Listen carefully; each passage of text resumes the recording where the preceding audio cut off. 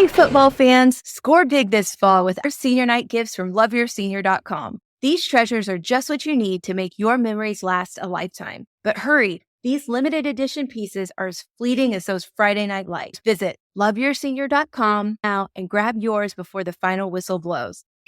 That's LoveYourSenior.com. Well, hello, and welcome to SEO Shorts, a private podcast by the very same co-hosts of the Simple and Smart SEO Show, Brittany and Crystal.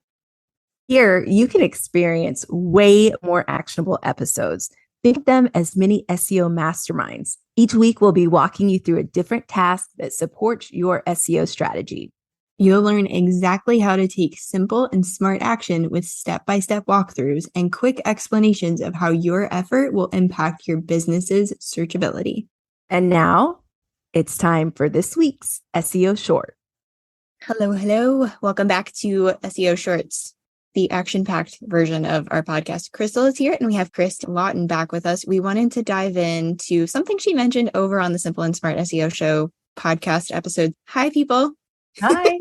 Hello. Hi. I am so excited to hear this, Kristin. Let's jump into this planning.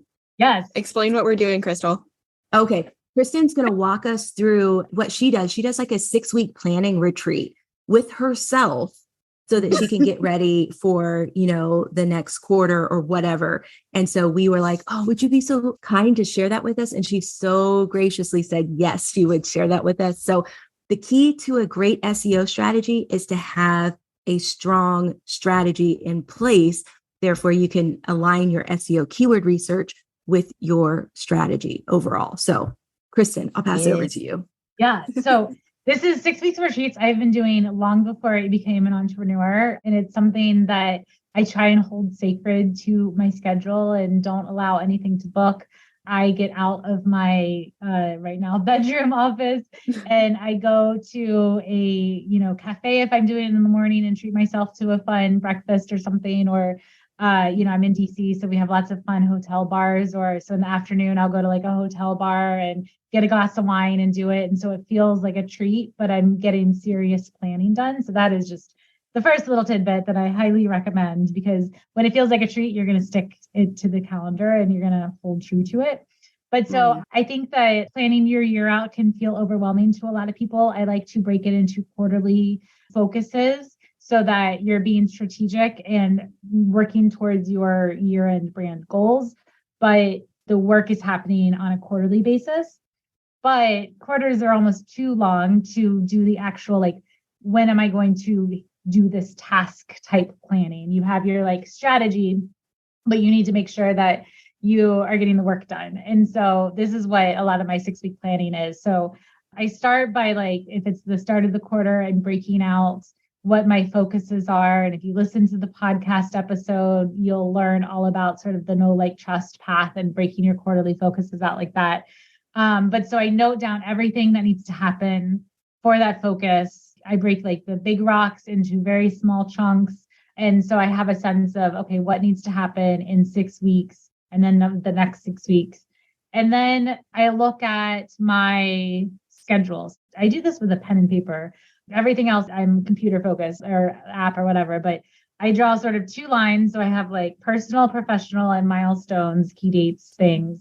And then I break 6 weeks out. So I'm bullet journaling almost. And I write down all of the things. So whatever happening is in your personal life, that is going to come first in terms of your schedule and what you actually have. So write that stuff down. This is also when I plan, I haven't seen these friends in a while. I need to book dates, or I need to remember that our anniversary is coming up. So I need to figure out our present. I plan that stuff.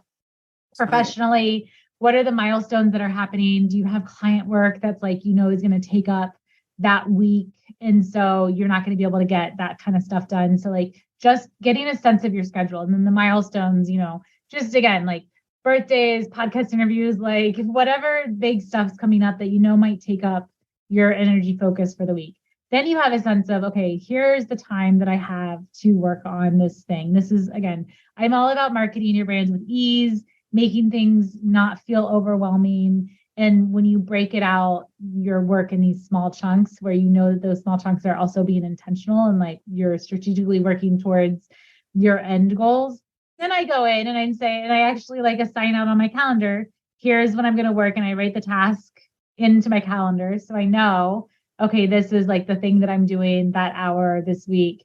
And that's essentially the gist of it. I also take that time to pull metrics, to review my quarterly goals. What did I do? What I need to carry over? I have a whole quarterly planning mixology tool that is somewhat live, but not yet for sale. It's for like the public, but if you're interested, let me know. But there's a lot of things that I do on a quarterly basis. And I'll use those, every quarter when the 6-week falls, then it makes it a little longer to sort of dive into the upkeep and maintenance of my brand as well. That's the overall gist. So now we can talk about it. I love that. I just want to go do that now. Yeah. I think what you said about making it feel like a treat is a great takeaway, because it's like, yeah, you're right. If it's fun, you're definitely going to say, I have to do this. But if it's a drag, it's like, oh, I want to put this off. And so I love thinking about, I've heard people like saying they're going to check themselves into a hotel. And part of that's like, oh, that sounds like fun too, but it also sounds a little bit expensive. Or maybe I can't be away from my family, or whatever. So I like the idea of like, a big, beautiful breakfast for myself and my notepad. I'm like, and then a glass of wine in the afternoon. I'm like, this sounds like the most perfect thing. And if you, if you are really focused, if you can get yourself in that sort of planning mindset where you're, actually put your laptop away or the work away, right? This is a 2-hour task. This isn't a big thing, but it will eliminate so much stress for those next 6 weeks, because you know what you need to do. You know that you're working on your business and not just living in that day-to-day like hamster wheel also. Yeah. I'm glad that you said it was 2 hours, because that was going to be one of my questions, is like, how long do you pick? 2 to 3 hours. It depends. If I'm doing the quarterly stuff on top of it, maybe 4 hours. When you first start it, you're going to figure out your own system to do this. So, give a little more time, but, and then you have to take the time to travel somewhere fun to do it. Yeah. Well, speaking of traveling somewhere fun, go ahead. I know you want to talk about it. So no, I messaged Crystal when you were talking about like where we could go and things you could do. And Crystal was like, oh, so people talk about going to a hotel. Crystal had the bright idea last time I was in Raleigh to go to a WeWork space. So even that would be another thing you could do, because they had like all these kinds of different places that you could go, and it feels like a work space, but it's not in your home where you're going to get distracted by like, oh, I need to vacuum. Oh, I need to cook this. Oh, I need to like do laundry and all the other thousands of things. Yeah. And I love just anywhere that you feel a little more creative, or for people who are a little more social, like getting into a place where you're surrounded by people and who are just chatting. Like planning is like a creative outlet for me, because I'm like weird like that. And so for me, like I get really energized when I'm just, even if I don't talk to another soul, but there are people around me. Yeah, me too. Love it when a plan comes together. At Rework, they also have free coffee and free beer in the afternoon. They've got some free beer. I forgot about the beer. Yeah, we didn't. Another thing I just heard, and I don't have a Panera near me, and I live in the city, walking distance. Crystal knows about this one.